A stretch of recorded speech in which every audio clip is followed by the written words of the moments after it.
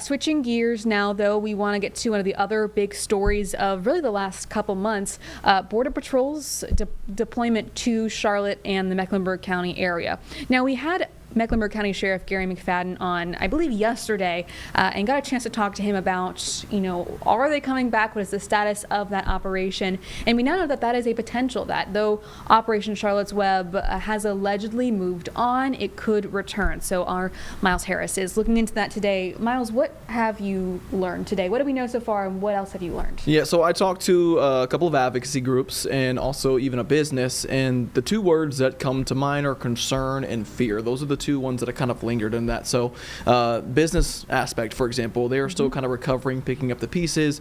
We talked to Taco El Nevado there off of Central Avenue. They have another location off of South Boulevard, talking to them about the impacts of the first round possibly of those operations.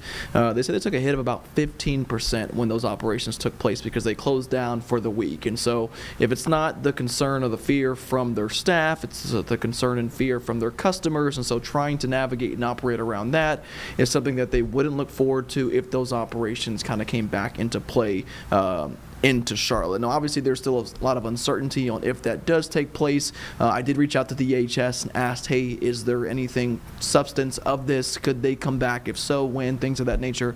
Haven't heard back from DHS with that one as well. But again, even talking about the impacts from the first wave, talking to advocacy groups, same thing. Their concerns obviously hit homes, hit families, but also even hitting our schools. We know that CMS took a big hit when it comes to the absences of students when the first round of Border Patrol operations took place as well. So there's just a lot of concern about, if they come back, what that would look like in the Charlotte area again.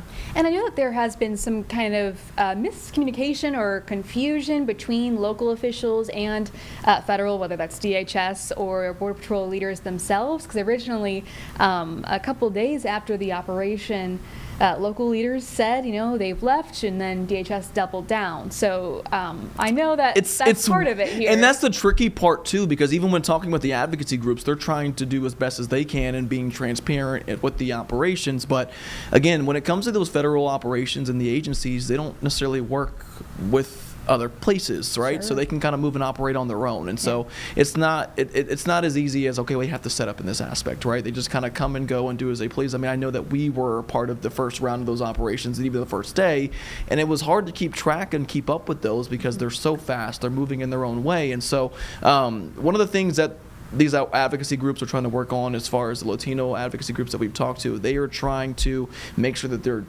letting the public know, even the sheriff's office as well, is trying to make sure that they're being as consistent and as accurate as they possibly can when these operations do take place where they're happening at. But it is a tough thing to kind of weed through when there's so much that goes on, whether it's on social media, things of that nature as well. So I know that local officials are, at this point ready for anything. Sheriff McFadden saying it's a possibility, so I'm sure they're going to be prepared. Any advice that the advocacy groups gave for people who are concerned? Again, just trying to make sure that they're going to the more well-versed sources like us, right? They're trying to keep accurate with that, though, too. But they also just want to make sure that they also let the community know that they are proud of seeing the Charlotte community as a whole really come together and making sure that they're shedding light on this. They want to keep that going as well. But this is something that we're also trying to learn at the same time. Yeah. So they're in the same boat with that as well, but just trying to keep everybody as safely as they can as we try to move through what we are currently kind of dealing with when it comes to those questions. Yeah, so a lot of questions I know still remain, and they will, I think, until we get some official answers from DHS. But we appreciate you following this for us 5 and 6 today. Of course. Yep. All absolutely. Right. Thanks for joining us, Myles.